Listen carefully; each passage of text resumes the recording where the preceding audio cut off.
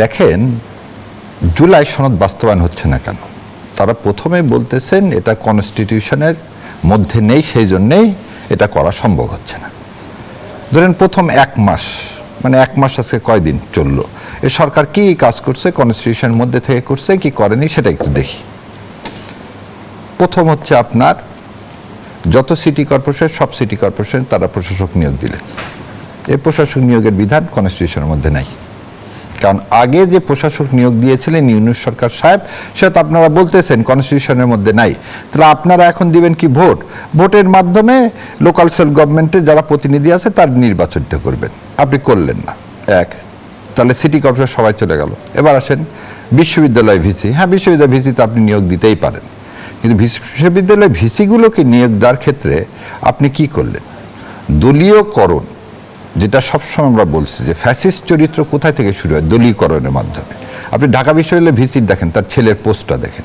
ঢাকা বিশ্ববিদ্যালয়ে আর কোনো শিক্ষক ছিল না জাতীয়বাদী ফোরামে যারা ডিরেক্টলি পলিটিক্যালি ইনভলভ না? আচ্ছা, এবার আসেন আপনি ফ্যামিলি কার্ড। ফ্যামিলি কার্ডটা আপনি সংসদ বসার আগেই কি করে দিলেন? বাস্তবায়ন করে মানুষকে দিয়ে দিলেন। চ্যাপ্টার 2 আমাদের কনস্টিটিউশনে বলা আছে, কি বলা আছে? Financial procedure. কি ফাইন্যান্সিয়াল প্রসিডিওর? আপনি রাষ্ট্রের টাকা কিভাবে দিবেন সেটা পার্লামেন্টের অ্যাপ্রুভ ছাড়া আপনি দিতে পারেন না। তার রাজনৈতিক এজেন্ডাকে গুরুত্ব দিয়ে জুলাইকে পুরোপুরি ডাইভার্ট করতে, যে জায়গায় আমরা প্রথমেই ছিলাম যে জুলাইটা কি শাসনতন্ত্রের পরিবর্তন, শাসকের পরিবর্তন না। যে কাজটা যেভাবে হাসিনা করে গেছে সেই একই প্যাটার্ন এই প্রথম মাসে দেখতে পাচ্ছি। হাসিনা কি মানুষকে দেখাচ্ছিল বাংলাদেশ সিঙ্গাপুর হয়ে যাচ্ছে, সিঙ্গাপুর হয়ে যাচ্ছে, এদিকে ডেট আমাদের ঘাড়ে। আর একটা জিনিস বলি, যা প্রকল্পই নেন এটা তো আমার আপনার টাকা। সরকার টাকা মানে কি? সেটা হচ্ছে ট্যাক্স পেয়ার মানি, তাই না? আমার আপনার ট্যাক্সের টাকা দিয়ে তো করা হবে, তাহলে সেই টাকাটা তো রিটার্ন আসতে হবে রাষ্ট্রের। এই রিটার্ন আসেনি বলে তো হাসিনাকে পালায় যেতে হয়েছে। কি না কন্ট্রিবিউট না করে, যেমন আপনি বললেন ফ্যামিলি কার্ড, ফার্মার্স কার্ডের কথা বললেন, দেন এই কাজটা আগেও করা হয়েছিল এবং বিএনপির আমলে কিন্তু বহু কৃষক মারা গেছিল এই সারের আন্দোলনের জন্য। সো একই জিনিস যদি ফ্যামিলি কার্ড করতেছেন, সেখান থেকে যদি রাষ্ট্র কোনো বেনিফিট না পায়, তাহলে আপনি সে কাজ করবেন কেন? গণতন্ত্রের মাপদণ্ড, রাজনৈতিক সংস্কৃতির ধারাবাহিকতা, রাষ্ট্রপতির ভূমিকা, সংবিধান সংস্কারের বৈধতা, জুলাই সনদের বাস্তবায়ন সবকিছু মিলিয়ে তৈরি হয়েছে জটিল এক রাজনৈতিক সমীকরণ। যে জুলাইয়ের চেতনা সামনে রেখে রাজপথ উত্তাল হয়েছিল, সেই চেতনার নামেই আজ আবার বিতর্ক, বিভাজন আর অভিযোগের ঝড়। স্থানীয় সরকারে নির্বাচন নেই, আছে প্রশাসক। বিশ্ববিদ্যালয়ে মেধার প্রশ্ন, কিন্তু উঠছে দলীয় আনুগত্যের অভিযোগ। সংসদের ভেতরে উত্তাপ, বাইরে হুঁশিয়ারি। রাজনীতি কি আবার সেই পুরনো পথে ফিরছে? স্টুডিওতে আছেন অ্যাডভোকেট হাসান তারিক চৌধুরী, আইনজীবী, সুপ্রিম কোর্ট। সেই সঙ্গে আরও আছেন ব্যারিস্টার শাহরিয়ার কবির, আইনজীবী, সুপ্রিম কোর্ট ও জামায়াতে ইসলামী। এবার আলোচনা শুরু করতে চাই ব্যারিস্টার শাহরিয়ার কবির আপনাকে দিয়ে। যেমনটি বলা হচ্ছে, সিটি কর্পোরেশনের দলীয় প্রশাসক জুলাই স্পিরিটের প্রতি অবজ্ঞা। জামায়াতে ইসলামী আরও বলছে দলান্ধদের পোস্টিং দিয়ে খুশি করার ব্যবস্থা নিয়েছে সরকার। জানতে চাই যে প্রশাসন নিয়োগের মধ্য দিয়ে কি সত্যি জুলাই স্পিরিট লঙ্ঘিত হচ্ছে? ধন্যবাদ আপনাকে। আপনাদেরকে আসসালামু আলাইকুম রহমতুল্লাহ বারাকাতুহু। তাহলে আপনি যে থোক বরাদ্দ টাকাটা দিলেন পার্লামেন্টের আসার আগে, এবং এখনো কিন্তু আপনি একটা জিনিস দেখেন, এখনো কিন্তু জুন মাস আসেনি, বাজেট আসেনি। সো বাজেট না আসা পর্যন্ত আপনি ফান্ডটা কোথায় থেকে পাচ্ছেন? আপনি পাবলিক ফান্ডটা যে দিচ্ছেন, এই দেওয়ার টাকাটা আপনাকে দেওয়ার অনুমতিটা কে দিল? একই জিনিস আপনি বলতেছেন সামনে ফার্মার্স কার্ড দেওয়া হবে, এ তো বাজেটে তো টাকা সংকুলান নাই। আপনি তো চাইলেই টাকাটা আপনি যেখানে ইচ্ছা সেখানে খরচ করতে পারছেন না। তার মানেটা কি? দলীয় এজেন্ডা বাস্তবায়নের জন্য সংবিধান চুলায় যাক, সংবিধান চুলায় যাক। যেটা যেটা আমার দরকার সেটা সেটা আমি করব, যেটা যেটা আমার দরকার নাই সেটা করব না। সেখানে ফ্যামিলি কার্ড কিংবা কৃষক কার্ডের এই মুহূর্তে প্রয়োজনীয়তা কি নেই? প্রয়োজনীয়তা থাকলে সেটা আগে তার জন্য বাজেট অ্যালোকেশন করতে। ধরে নেন আমি আপনাকে 10 টাকা দিতে চাই, আগে তো আমার মানি ব্যাগে 10টা টাকা থাকতে হবে। তো বাজেট তো করে দিয়েছে ইউনূস সরকার গত বছর, তার জন্য তো ফ্যামিলি কার্ড বা কৃষি কার্ডের জন্য কোনো বরাদ্দ নাই। তাহলে বরাদ্দ যখন না থাকবে তখন আপনি এটা দিচ্ছেন কোথায় থেকে? নাম্বার 1। নাম্বার 2 হচ্ছে আর একটা জিনিস, রাজনৈতিক প্রকল্প, বা আমি বলবো আপনাকে এটা হচ্ছে যে আমরা যেটা বলতেছি প্রশাসনে বা সমস্ত জায়গায় যে দলীয়করণ করা হচ্ছে। খাল কাটা কর্মসূচি নিয়ে আসছেন।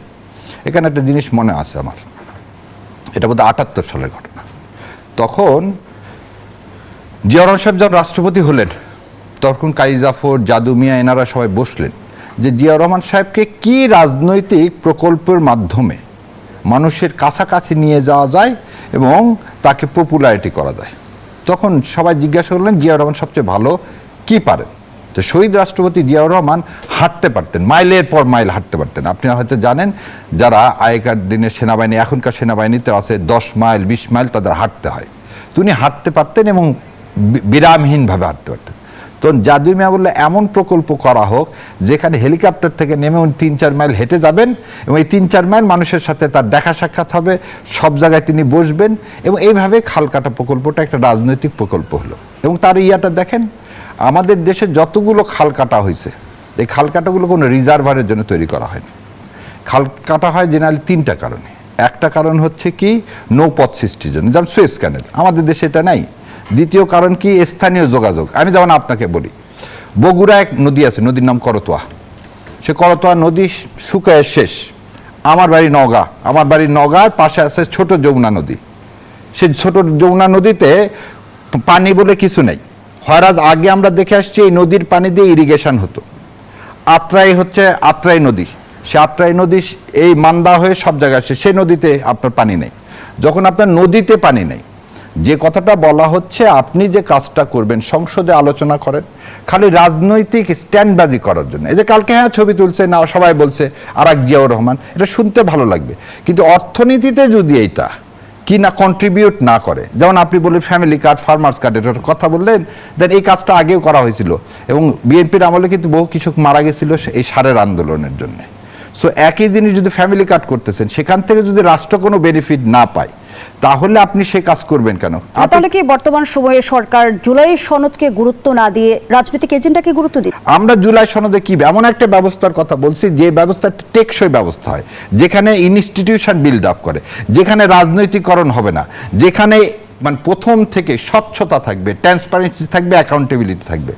আজকে আপনি দেখান তো গত 1 মাসে বিএনপি একটা কাজ করছে, যে কাজটা এই ট্রান্সপারেন্সি বা অ্যাকাউন্টেবিলিটি বা রাষ্ট্রের জন্যে যে ছেলেগুলো রক্ত দিল সেই রক্তকে, প্রথম কথাই শুরু করছিলাম কি তারা সবসময় সংবিধানের দোহাই দিলেন, একটা কাজ সংবিধানের মধ্যে করলেন না। যখনই জুলাইয়ের কথা আসতেছে তখন সংবিধান, আর অন্যগুলোর ক্ষেত্রে কোনো সংবিধান নাই। এবং এই এক্সপ্লেনেশন কিন্তু সালাউদ্দিন সাহেব দিতে পারবেন না। ফ্যামিলি কার্ডের টাকা বাজেট অধিবেশনে পাস না করে তিনি দিলেন কোত্থেকে, এটা দিতে পারবেন না, কারণ উনি তো দিচ্ছেন, এটা তো অর্থমন্ত্রীর দেওয়ার কথা, কিন্তু সব মন্ত্রণালয়ের বক্তব্য তো যেহেতু সালাউদ্দিন সাহেব দিচ্ছেন, সালাউদ্দিন সাহেব বলুক ফার্মার্স কার্ড করতে দিবে। এই খাল খননের টাকা তো বাজেটে নাই, এই বাজেটে অধিবেশন না আসা পর্যন্ত, টাকা না আসা পর্যন্ত এই প্রোগ্রামগুলো উনি নিচ্ছেন। আর উনি বলতেছেন আরও একটা খারাপ কথা কি, জুলাইকে হেয় করতেছেন আপনি কিভাবে? মানুষের রেফারেন্ডাম দিলেন, রেফারেন্ডাম মানে কি পিপুলস উইল, সেটাকে বলে কনস্টিটিউয়েন্ট পাওয়ার, মানে জনগণের সকল ক্ষমতার উৎস যখন আমি মেনে নিব, সেই ক্ষমতাকে পার্লামেন্ট কেন, সে ক্ষমতাকে কোর্টও চ্যালেঞ্জ করতে পারবে না। গণভোট নিয়ে আরো প্রশ্ন আছে, ব্যারিস্টার শাহরিয়ার কবির পরবর্তী অংশে ফিরছি। এ পর্যায়ে ধন্যবাদ জানাচ্ছি আপনাকে। অ্যাডভোকেট হাসান তারিক চৌধুরী, যেমনটি ব্যারিস্টার শাহরিয়ার কবির বলছিল যে সরকার পুরোপুরি সংবিধান অনুসরণ করছে না, সুবিধা মতো কিছু কিছু জায়গায় সংবিধানের দোহাই দিচ্ছে, আসলেই কি তাই? ধন্যবাদ আপনাকে এবং আমার সহ-আলোচক সহ এবং নিউজ 24 এর দর্শকদেরকে। দেখেন, আসলে এই কনস্টিটিউশনের ইন্টারপ্রিটেশন এইটা খুবই কমপ্লিকেটেড একটা ব্যাপার, কিন্তু কিছু কিছু বিষয় আছে যেগুলো খুব স্পষ্ট। যেমন ধরেন যে এই যে পার্লামেন্টটি বসলো, সেটি কি সংবিধান মেনে বসেছে নাকি বসে নাই? এবং সকলেই জানে যে এই সংবিধানের অধীনেই এই পার্লামেন্ট বসেছে এবং যে রাষ্ট্রপতি সম্পর্কে এত সমালোচনা, এবং সেই রাষ্ট্রপতিকে প্রধান মেনেই, তাকে পুরোহিত মেনেই তারা কিন্তু সেখানে শপথ নিয়েছে এবং এই পার্লামেন্ট বসেছে। এটি কি সংবিধান সম্মত ছিল না? তাহলে তো এটাকে যদি আমরা না বলি তাহলে কিন্তু পার্লামেন্টই থাকে না। ফলে আপনি অর্ধেকটা মানবেন অর্ধেকটা মানবেন না, তা কিন্তু হয় না। ফলে আপনি যখন এই বিদ্যমান সংবিধানকে মেনে পার্লামেন্ট যাবেন, যতক্ষণ পর্যন্ত এই সংবিধান বদল না হচ্ছে ততক্ষণ পর্যন্ত নিয়মতান্ত্রিক রাজনৈতিক ব্যবস্থায় ওই সংবিধানের অনুচ্ছেদগুলো পালন করার মধ্য দিয়ে আপনাকে যেতে হবে। এখন কথা হলো, রাজনৈতিক এজেন্ডা তো সব দলেরই থাকে। এখন সে কিভাবে এটা বাস্তবায়ন করবে? পার্লামেন্টের বাইরে গিয়ে, আউট অফ দ্য পার্লামেন্ট কি কোনো কিছু হয়েছে? এবং জুলাই সনদ, আমাদের সংস্কার, সব কিছুকেই আমি যতদূর দেখেছি যে ক্ষমতাসীন দল সেটাকে অ্যাড্রেস করেছে। তারা বলেছে যে প্রসিডিউরাল যে মিস্টেকগুলো হয়েছে, অর্থাৎ আমাদের সংবিধানের আর্টিকেল 142-এ সংবিধান সংশোধনের যে ক্ষমতা দেওয়া হয়েছে, যেটার ভিত্তিতে আপনার অনেকে রিলেট করে হলো এই গণভোটের সাথে, তারা বলছে যে এটাকে চাইলে আমরা কারেক্ট করতে পারি। একটা ভুল যদি একবার প্রসিডিউরাল হয়ে যায়, বিষয়টা তো এমন নয় যে এটা পার্লামেন্ট কারেক্ট করতে পারবে না। পার্লামেন্ট এখন খুবই প্রাণবন্ত পার্লামেন্ট, এবং সেই পার্লামেন্ট চাইলে অতীতে যে পদ্ধতিগত ভুলগুলো হয়েছে কনস্টিটিউশনাল জায়গায় সেটাকে কারেক্ট করতে পারে, চাইলে আবারও গণভোট করতে পারে, কারণ সেটা পার্লামেন্টের অনুমোদন সাপেক্ষে। ফলে আমরা সাধারণ জনগণের যে আসল ইস্যুগুলো, যেমন ধরেন যে জুলাই বৈষম্যহীন সমাজের কথা বলেছিল, বৈষম্যের জায়গাটা কোথায়? আমাদের দেশে প্রধান বৈষম্য হলো মজুরি বৈষম্য, অর্থাৎ ধনী গরিবের বৈষম্য। সুতরাং সেই জায়গাটা আপনি অ্যাড্রেস করবেন কিভাবে? সেটা অ্যাড্রেস করবেন আমাদের সংবিধানের চ্যাপ্টার 2-তে 9 থেকে 25 পর্যন্ত সবই স্তরে আছে। আপনি সেটাকে বিরোধ করেন যে এই সংবিধান যখন বলছে আর্টিকেল 10-এ একটা শোষণ মুক্তির ব্যবস্থা করার কথা, সেই জায়গায় তো কথা হচ্ছে না। ফলে একটা যখন আপনি জাতীয় ন্যূনতম মজুরি করবেন, তখন কিন্তু আপনি বৈষম্য বিরোধী জায়গায় যাচ্ছেন। তখনই চলে আসছে জুলাই স্পিরিটের কথা। যখন আপনি গণতন্ত্রের কথা বলবেন, তখন আপনি ইনক্লুসিভ সমাজের কথা বলবেন, চলে আসবে নারীদের অন্তর্ভুক্তির প্রসঙ্গ। সেখানে আপনি কি করছেন? এগুলো হলো সংবিধানের নির্দেশনা। কিন্তু আমরা দেখতে পাচ্ছি যে সংবিধানের যে স্পিরিট, যেটাকে অতীতে বিভিন্ন স্বৈরাচারী সরকার, ফ্যাসিস্ট সরকার নানাভাবে এটাকে কাটাছেঁড়া করে মূল জায়গা থেকে অনেক সরিয়ে নিয়ে গেছে, সেইটাকে কারেক্ট করার বদলে আমরা একটা ভুলের মরীচিকার পেছনে ঘুরছি। আজকে দরকার ছিল বিরোধী দল হিসেবে জামাতে ইসলাম এই জায়গাটাতে একটা গঠনমূলক ভূমিকা নিয়ে, যেটুকু প্রসিডিউরাল মিস্টেক একটা ডক্ট্রিন অফ নেসেসিটির মধ্যে হয়ে গেছে, সেটাকে কারেক্ট করার উদ্যোগ নেওয়া। তা না করার বদলে আমরা দেখতে পাচ্ছি যে সংসদের শুরুতেই এক ধরনের নৈরাজ্যকর পরিস্থিতি। সেটা কি? ওয়াকআউট কি নিয়ে? সেটা সবাই জানে যে রাষ্ট্রপতিকে নিয়ে ওয়াকআউট। যে রাষ্ট্রপতির অধীনে আপনি শপথ নিতে পারেন, কিন্তু তার ভাষণ আপনি শুনতে পারেন না। ফলে প্রথম অধিবেশনে যে বার্তাটা জামাত সহ, এনসিপি সহ বিরোধী দলের দিক থেকে আসা দরকার ছিল, সেটি কিন্তু দেখা যায়নি। বরং এক ধরনের লাল কার্ডের রাজনীতি আমরা কিন্তু ধন্যবাদ জানাচ্ছি অ্যাডভোকেট হাসান তারিক চৌধুরী। ব্যারিস্টার শাহরিয়ার কবির, ঠিক এই জায়গা থেকে আপনার একটা মন্তব্য নিতে চাই। যেমনটি অ্যাডভোকেট হাসান তারিক চৌধুরী বলছিল যে রাষ্ট্রপতির ভাষণকে কেন্দ্র করে সংসদে নৈরাজ্যকর পরিস্থিতির সৃষ্টি হয়েছিল, এমন পরিস্থিতি এড়ানো যেত কিনা? দেখেন, ভাইয়ের নিজের বক্তব্যই হচ্ছে দুই রকম হয়ে যাচ্ছে। একরকম বলতেছেন উনি প্রসিডিউরাল মিস্টেক এড়ানো যেত। প্রসিডিউরাল মিস্টেক এড়ানো যখন যাইতো, এই কথা যদি ঠিক হয়, ঠিক আছে, রাষ্ট্রপতির কাছ থেকে ইউনূস সরকার শপথ নিছে, ইউনূস সরকার শপথ, তাহলে এবার রাষ্ট্রপতি নিজেই বলতেছে ফ্যাসিবাদ, যে রাষ্ট্রপতি নিজে ইন্ডোর্স করতেছে আওয়ামী লীগের যে ফ্যাসিস্ট গভর্নমেন্ট, সেই রাষ্ট্রপতিকে আবার বলেছি, রাষ্ট্রপতি শাহাবুদ্দিন চুপ্পু রাষ্ট্রপতি পদ দুটার মধ্যে আলাদা। আপনি তো সংসদ শুরু করলেন কাকে দিয়ে? স্পিকারকে দিয়ে শুরু করছেন? না। ডেপুটি স্পিকার দিয়ে শুরু করছেন? না।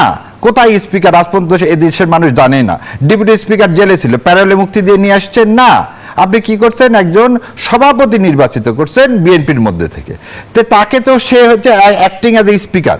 আর যখন স্পিকার এবং ডিপটি স্পিকারের জায়গায় রাষ্ট্রপতির বিরুদ্ধে সবাই, সারা দেশ এবং বিএনপি, আজকে রাষ্ট্রপতি কি বলছে? বিএনপি তাকে রাখছে ক্ষমতায়, সে স্বৈরাচারের প্রেতাত্মা। তাকে দিয়ে আপনি বক্তব্য দাঁড়ালেন কেন? সেটা যদি ডক্টর মোশাররফ হোসেন দিতেন, কি সমস্যা ছিল? সো এই যে বললেন উনি যে একদিকে মিস্টেক ছিল, মিস্টেক কারেকশন করার সুযোগ ছিল, কিন্তু বিএনপি সেটা করলেন না। কেন করলেন না? প্রথম কথা, তিনি তো খত দিয়ে এসছেন, এরা এই সংবিধান চেঞ্জ করবেন না, মানে এই রাষ্ট্রপতিকে চেঞ্জ করবেন। আর ভাই যেটা বললো, কোন নির্বাচন হয়েছে সংবিধানের আন্ডারে? এই নির্বাচন সংবিধানের আন্ডারে হয়েছে। সংবিধানে কোথায় আছে? সংবিধান আছে 5 বছর পর পর হচ্ছে ইলেকশন হবে। সংবিধানে আছে কি? যে প্রয়াত প্রধানমন্ত্রী যতক্ষণ পর্যন্ত পদত্যাগ না করবেন, ততক্ষণ পর্যন্ত সে ইজ এ প্রাইম মিনিস্টার। যদি আপনি 5 আগস্টের গণঅভ্যুত্থানের পর রাষ্ট্রপতির বিরোধিতা না করে এখন কেন বিরোধিতা করা হচ্ছে, আমি সেই বিষয়টি বিস্তারিত শুনতে চাই আপনার কাছ থেকে। বিরতি নিয়ে ফিরছি। দর্শক, জনতন্ত্র গণতন্ত্রের এই পর্যায়ে একটা বিরতি নিচ্ছে, সাথেই থাকুন। আবারও আমন্ত্রণ, দেখছেন নিউজ 24 এর নিয়মিত আয়োজন জনতন্ত্র গণতন্ত্র। নিবেদন করছে RICL স্টিল। আমরা আবারও ফিরছি আলোচনায়। ব্যারিস্টার শাহরিয়ার কবির, যে প্রশ্নটি রেখে বিরতিতে গিয়েছিলাম, গণঅভ্যুত্থানের পর কেন রাষ্ট্রপতির বিরোধিতা করা হলো না, এখন কেন করা হচ্ছে? বিরোধী দল কি এই ইস্যুকে কেন্দ্র করে সরকারের উপর চাপ তৈরি করতে চাইছে? দেখেন বোন, এই ভাইয়ের কথাটা আবার ফিরে যায়। যে মিস্টেকগুলো হয়েছে, সেই মিস্টেকগুলো কারেক্ট করার সময়, সে কারেক্টটা কিসের মাধ্যমে হবে? জুলাই সনদের মাধ্যমে। তাহলে মিস্টেকটা কি? রাষ্ট্রপতিকে সরানোর কথা। দেখেন, রাষ্ট্রপতি নিজে কালের কণ্ঠতে রিপোর্টটা আপনাদেরই পত্রিকায়, সেখানে যে সাক্ষাৎকার দিয়েছেন সেখানে তিনি বলছিলেন আমাকে সবাই উপরে ফেলতে চেয়েছিল, বিএনপি সেদিন যদি সমর্থন না দিত তাহলে আমি থাকতে পারতাম না। তাহলে আপনার প্রশ্নের প্রথম উত্তর হচ্ছে সমস্ত দল রাষ্ট্রপতিকে সেদিন সরিয়ে দিতে চেয়েছিল, কেবলমাত্র বিএনপি দিতে চায়নি। কেন? কিন্তু দলের কথা বলেননি, অন্তর্বর্তী সরকারের কথা বলেছেন। আমি বলে দিচ্ছি, অন্তর্বর্তী সরকার কথা না, দলের কথা বলছে, জামাতের কথা বলছে, এনসিপির কথা বলছে, এবং আপনি যদি দেখেন ওই পেপারটা আজকে আমি আনতে ভুলে গেছি, ওখানে বলা ছিল। দ্বিতীয় একটা জিনিস হচ্ছে যে আপনি রাষ্ট্রপতিকে তখন পরিবর্তন করা সম্ভব হয়নি, কনস্টিটিউশন ভ্যাকিউম হবে, কে রাষ্ট্রপতি হবে এই কথা ছিল। আজকে আপনি হয়তো জানেন, আমি নিজেও একটা চিঠি লিখছি মাননীয় প্রধানমন্ত্রীকে যে এই রাষ্ট্রপতিকে সরিয়ে আপনি রাষ্ট্রপতি এখন নিয়োগ দিতে পারেন। তো বিএনপিকে কি এমন লোক নাই যাকে রাষ্ট্রপতি নির্বাচন করা যাবে? সো এই যে মিস্টেকগুলো বলতেছেন, সংবিধানের কথা বলতেছেন, এই সংবিধানের মধ্যে ভাই যে কথা বলছে, এই সংবিধানের স্পিরিট, এই সংবিধানের স্পিরিটকে, এই সংবিধানের স্পিরিট হচ্ছে ফ্যাসিজম তৈরি করা। এই সংবিধানে যে ভাইটা বলে মেহনতি মানুষের কণ্ঠস্বর, মেহনতি মানুষের অধিকার বাস্তবায়ন, এগুলো এই সংবিধানের মধ্যে না। এই সংবিধান হচ্ছে পুরাপুরি মানুষের সাথে সেই 72 সালে বিশ্বাসঘাতকতার একটা সংবিধান। সেই জন্য এই সংবিধান আমরা ছুঁড়ে ফেলতে চাই, এবং এই সংবিধান রেখে আপনি এই জুলাই যে আমাদের সনদ, একে বাস্তবায়নের কোনো পথ নেই দুইটা কারণে। এক নম্বর, 142 দিয়ে বেসিক স্ট্রাকচার চেঞ্জ করা যায় না। 140, এটা ভাই সম্মানিত লয়ার উনি জানেন, 142 দিয়ে বেসিক স্ট্রাকচার চেঞ্জ করা যাবে না। দুইটা হাউস করতে চান, এটা বেসিক স্ট্রাকচার। আপনি হাইকোর্টগুলোকে বিভিন্ন বিভাগে নিয়ে যেতে চান, এটা 8ম সংশোধনী মামলায়, এটা অলরেডি আমাদের দেশে সেটেল। এটা কেশবন্ধ ভারতী মামলায় ইন্ডিয়াতে সেটেল হয়েছিল, আমাদের এখানে তাই। সো বেসিক স্ট্রাকচার আপনি 142 দিয়ে চেঞ্জ করতে পারবেন না। তাহলে সালাউদ্দিন সাহেব যে বলতেছেন সংবিধানের মধ্যে থেকে চেঞ্জ করবেন, উনি সংবিধানের মধ্যে থেকে তো জুলাই সনদে কিছুই নিতে পারবেন না। সেই কারণে আমরা রেফারেন্ডামটা করা হয়েছে। ভাই আর একটা কথা বলছে, দরকার হলে আবার রেফারেন্ডামের এগেনস্টে আবার র্যাটিফাই করার জন্য রেফারেন্ডামের কোনো সুযোগ নাই, পৃথিবীর কোথাও তা হয় না। এবং আর একটা জিনিস দেখেন, সালাউদ্দিন সাহেব কি বলছেন যে রেফারেন্ডামে যেটা হবে সেটাই মেনে নেওয়া হবে। আজকে সুরন্য। এই জন্য আমি একটা জিনিস সবসময় বলতে চাই, শোনেন, ডেমোক্রেসি ডাইজ ইন ডার্কনেস। আপনি যতক্ষণ নিজের স্বার্থে, এই যে নিয়োগগুলো যেমন দিচ্ছেন নিজের স্বার্থে, ঠিক সেরকম গণতন্ত্রকে হত্যা করতেছেন অন্ধকারে রেখে। সেই জন্যেই আমার কাছে মনে হয় বিএনপির সবার এই শতদ্রী একটি নদী, এই বইটা পড়া উচিত।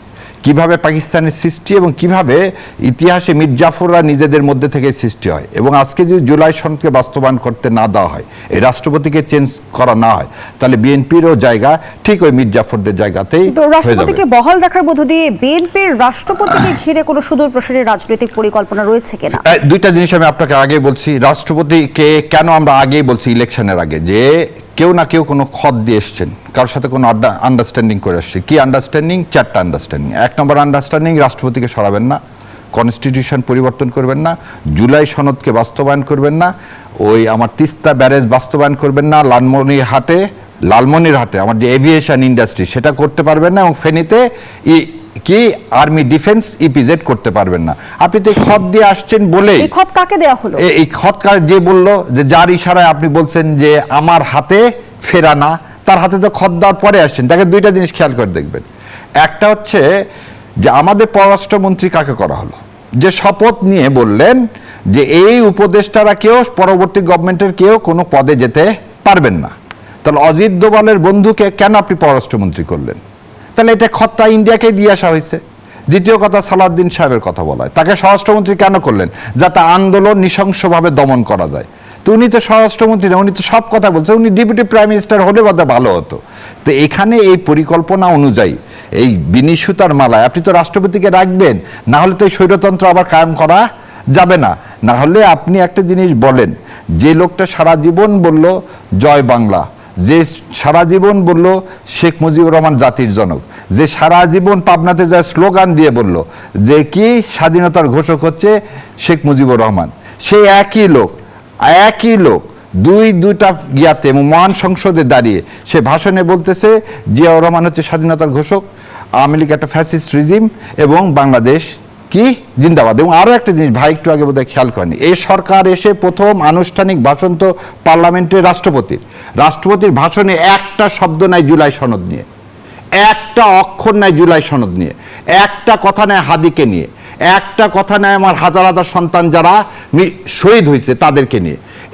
এই শহীদদের সম্পর্কে তার কোনো একটা ওয়ার্ডও ছিল না। যদি আমি ধরে নিই কনস্টিটিউশন অনুযায়ী এই ইয়াটা লিখে দিয়েছে কি বিএনপি, তাহলে বিএনপি নিজেই তাহলে জুলাইকে অন করতেছে না, বিএনপি প্রতারণা করছে। অ্যাডভোকেট হাসান তারিক চৌধুরী, যেমনটি ব্যারিস্টার শাহরিয়ার কবির বলছিল যে পর্দার অন্তরালে বেশ কিছু বিষয় নিয়ে সমঝোতা, আসলেই কেমনটি হয়েছে? দেখেন, এই সমস্ত কথাবার্তার তো কোনো এভিডেন্স নাই, এগুলো হলো জনতুষ্টিবাদী কথাবার্তা। বারবার জুলাই স্পিরিটের কথা বলা হচ্ছে, এটি সংজ্ঞাকে নির্ধারণ করবে। আর জুলাই স্পিরিট কি আদর্শ নাকি বর্তমান সময়ের রাজনৈতিক অস্ত্র? দেখেন, জুলাই স্পিরিট বলে যেটা বলা হয় বা জুলাই সনদ যাই আপনি বলেন না কেন, গোটা ব্যাপারটা কিন্তু লিখিত, এটা কিন্তু বায়বীয় কোনো ব্যাপার না। সেখানে কি আছে? সেখানে আছে একটা নিরপেক্ষ নির্বাচনের প্রসঙ্গ, সেখানে আছে সাংবিধানিক যে রাজনীতি তার প্রসঙ্গ, সেখানে আছে বিচার বিভাগের স্বাধীনতা, সেখানে আছে দমনমূলক আইনগুলোকে আস্তে আস্তে এগুলোকে সংশোধন করা হবে, বদলানো হবে এবং দুর্নীতিকে আপনার কঠোরভাবে শায়েস্তা করা হবে এবং একই সঙ্গে আমাদের একটা শক্তিশালী স্থানীয় সরকার, অর্থাৎ গোটা রাষ্ট্র ব্যবস্থার একটা সংস্কারের প্রশ্ন।